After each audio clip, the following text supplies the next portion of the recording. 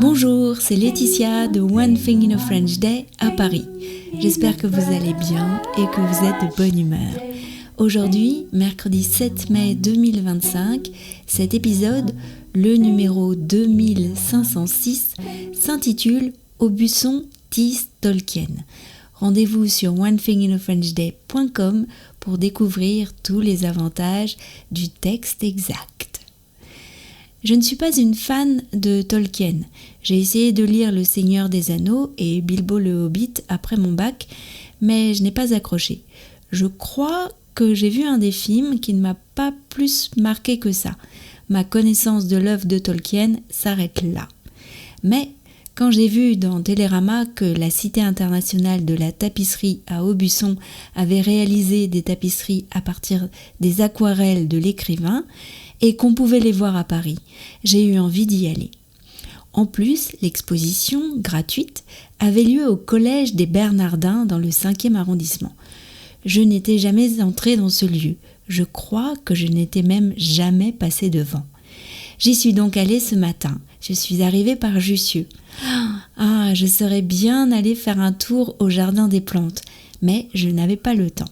Le Jardin des Plantes et le Collège des Bernardins sont à l'opposé l'un de l'autre.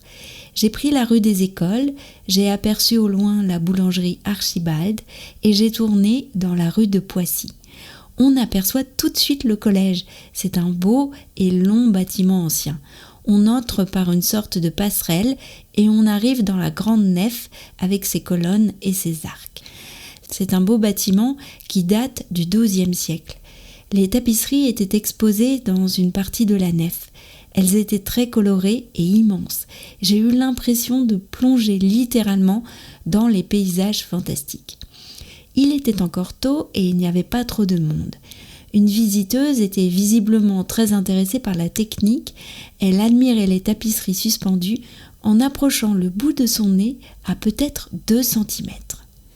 Sur une table, il y avait un écran de télévision posé et nous pouvions regarder une série de courts documentaires sur le projet qui ne date pas d'hier car il remonte aux années 2010. J'ai particulièrement aimé le film qui abordait la préparation du tissage avec une femme peintre cartonnière et un homme plus âgé, un lissier, meilleur ouvrier de France. Ils travaillaient ensemble sur le choix des couleurs, le choix des techniques. Aubusson est situé dans la Creuse.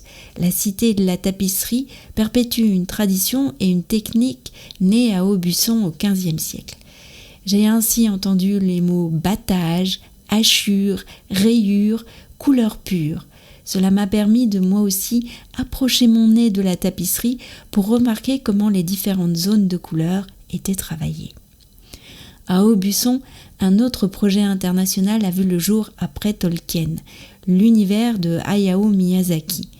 Certaines des tapisseries inspirées par ces films sont au Japon pour l'exposition universelle d'Osaka. Elles feront peut-être un détour par Paris au retour avant de rejoindre la Cité internationale d'Aubusson. Si vous avez écouté cet épisode jusqu'au bout, c'est peut-être que le podcast vous plaît. Alors pourquoi ne pas le crier haut et fort en mettant un avis sur votre application de podcast, Apple Podcasts, Deezer, Spotify, etc. ou bien laisser un commentaire sur YouTube. Cela permettrait à d'autres auditeurs de découvrir le podcast. One Thing in a French Day, c'est fini pour aujourd'hui. Je vous retrouve vendredi pour un nouvel épisode du podcast. À bientôt, au revoir.